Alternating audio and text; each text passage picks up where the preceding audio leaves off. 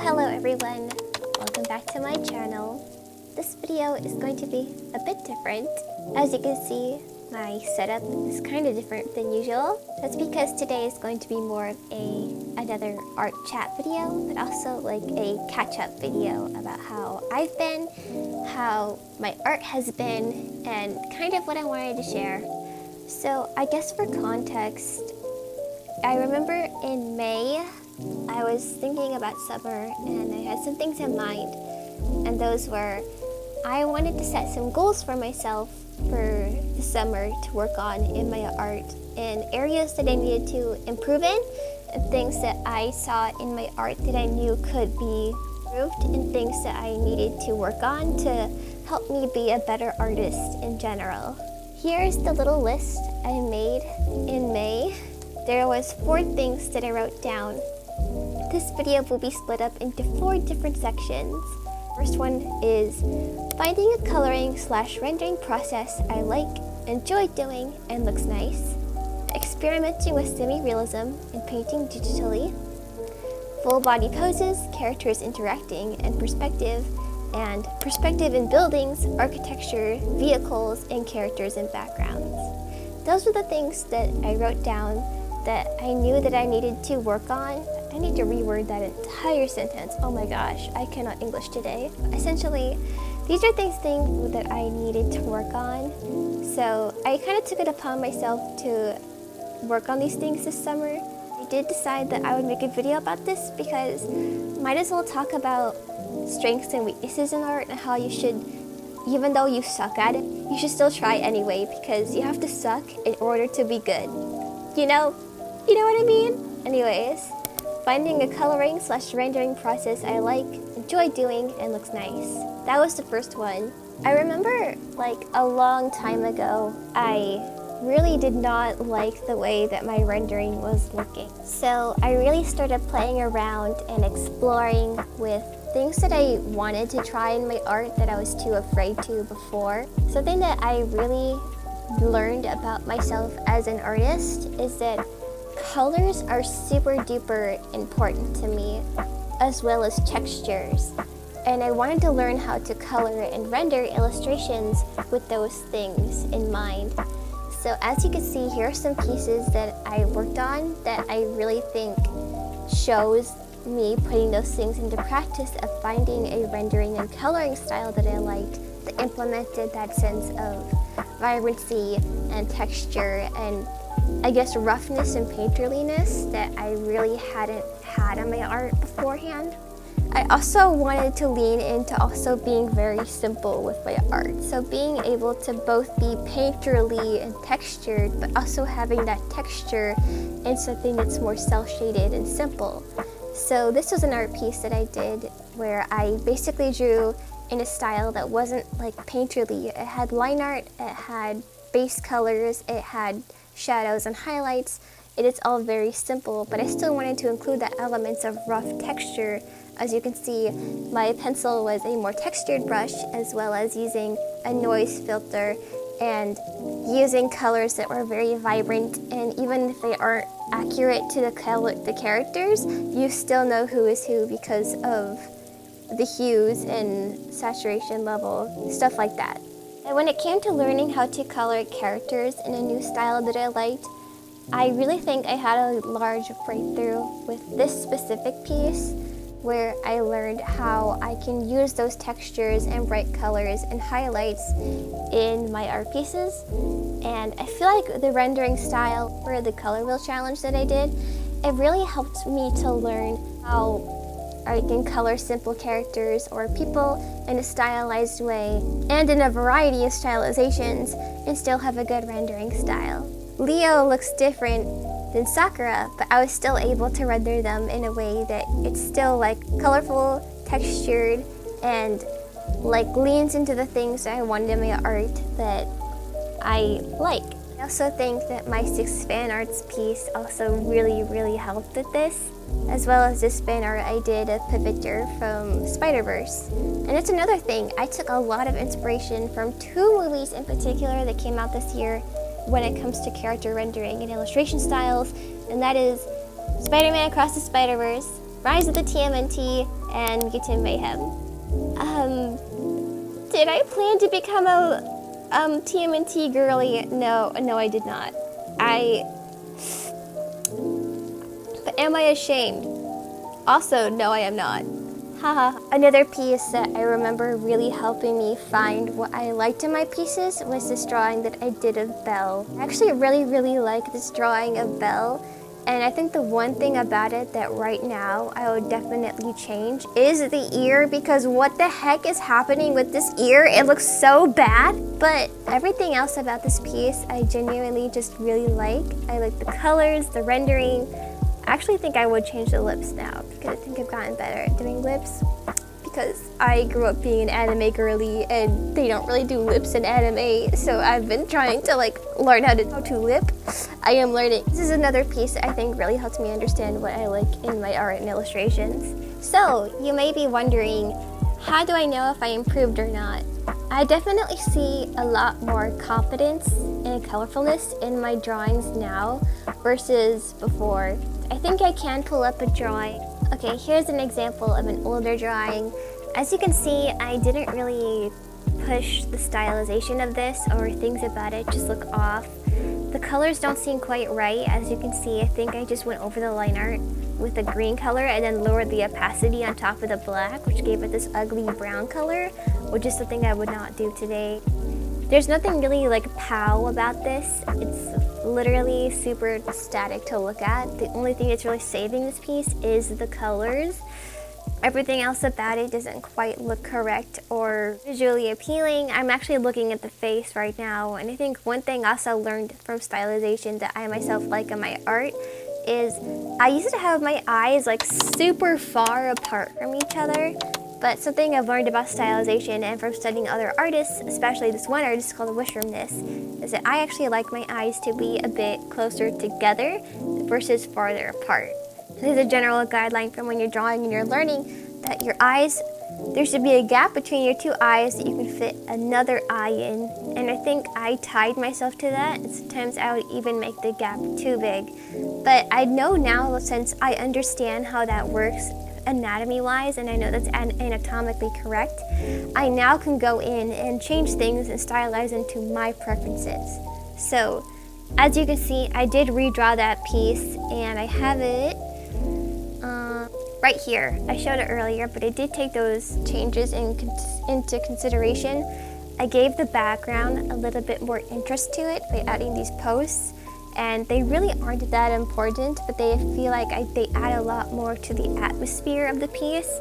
So it kind of makes it feel more he's in a downtown urban area. As well as I made it so it looked like we're looking up at him, and his feet are very large compared to the torso of his body and his head.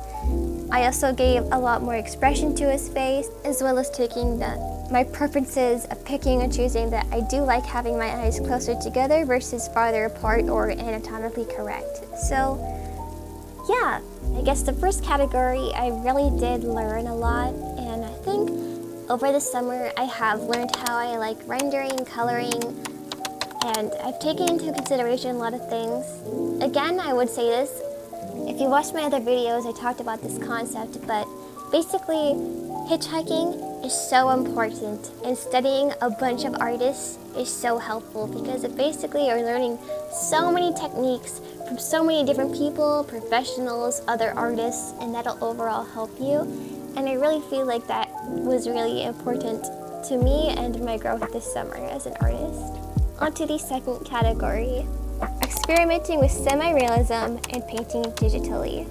I remember thinking that I've been studying realism, but also I've been studying anime and other art styles that are stylized, and I thought, I feel like I should try and learn semi-realism, which is basically realistic but blended with elements of either anime or another style that you like. Mine was more of a semi-realistic style with more anime manga elements to it. Here was the first proper piece I did studying semi-realism.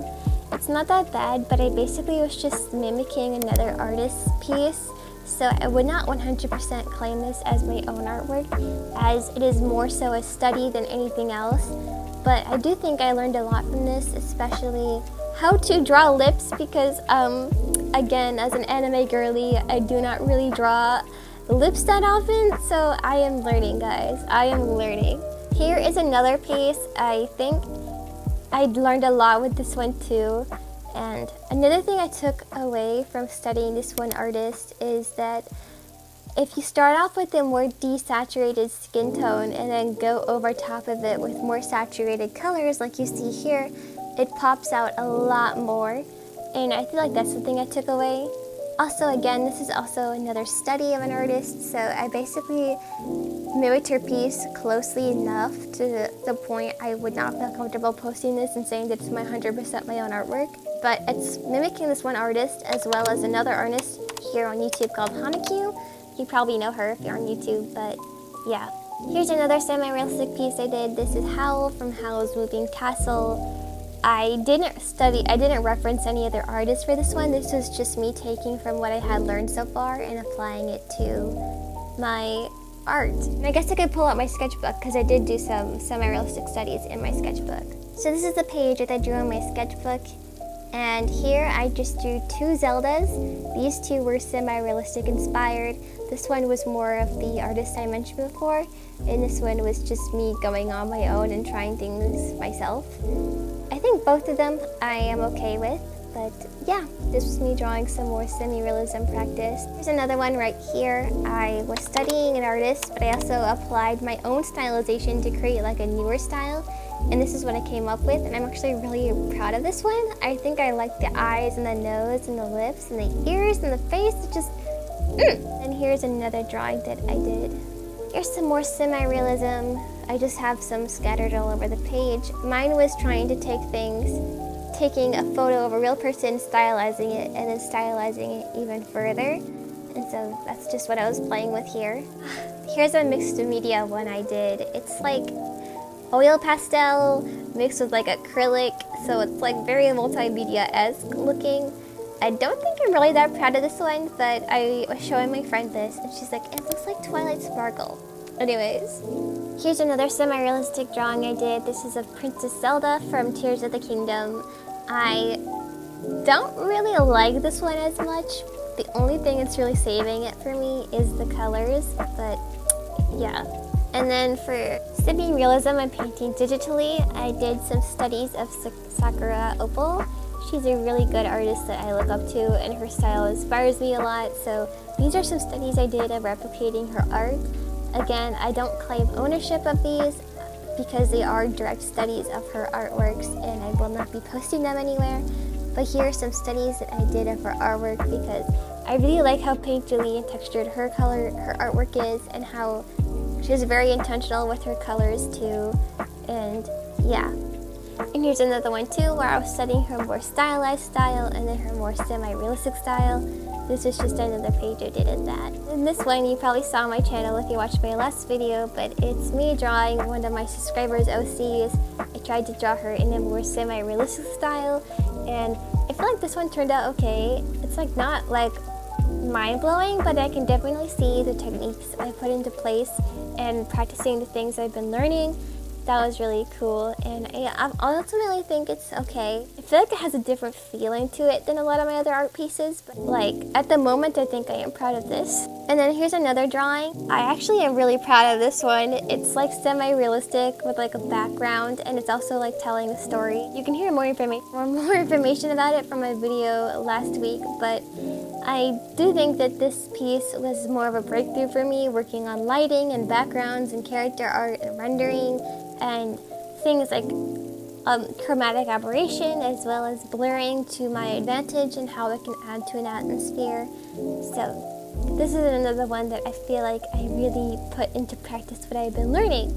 I guess with that, that's basically all I have for the second category about learning how to be more painterly as well as working on semi-realism. So the next topic is full body poses, characters interacting, and perspective. For this one, I do think that I worked more traditionally, but I will show you some of my digital pieces from this subject.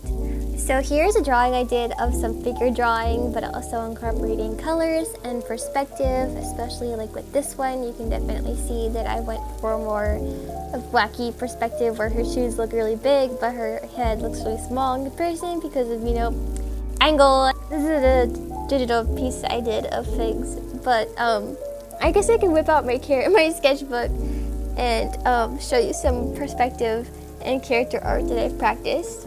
So I guess this could count as like full body poses, but these are some drawings that I did from the High Museum of Art when I went there. Here's another page about the High Museum of Art. I was drawing statues, not actual people. Oh, I guess I should say slight nudity on this page. So yeah. And then this one, I was drawing some members of the K-pop group 17, and I guess this could count as characters interacting. So these are two people together just interacting in the same space. That's something I've been working to improve on. This is a drawing I did of a girl who was in a cafe. I found this reference picture on Pinterest, but I did a full body pose. It's her leaning on a diner table, and I added some lyrics to the background because it felt empty, but yeah, this was a piece of a character in the background. These are some figure drawings that I did of girls on Pinterest, some full body ones, some sitting ones, and some facial ones. Ultimately, this page has turned out pretty cute. I don't have much to complain, honestly.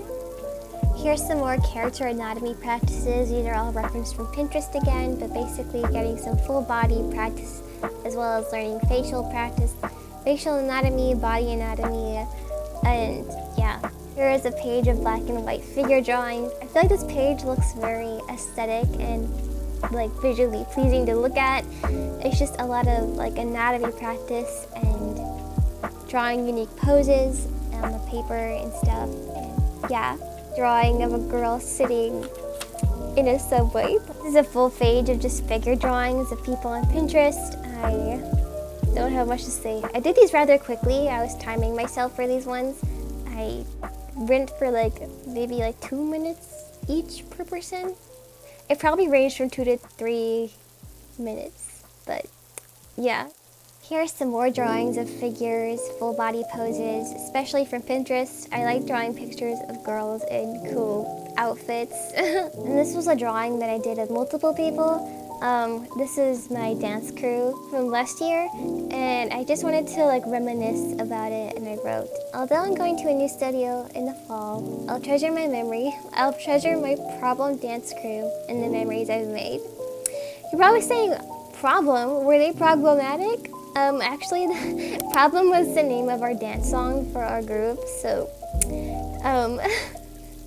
I kind of made the joke a lot that we were a problem because our song, haha.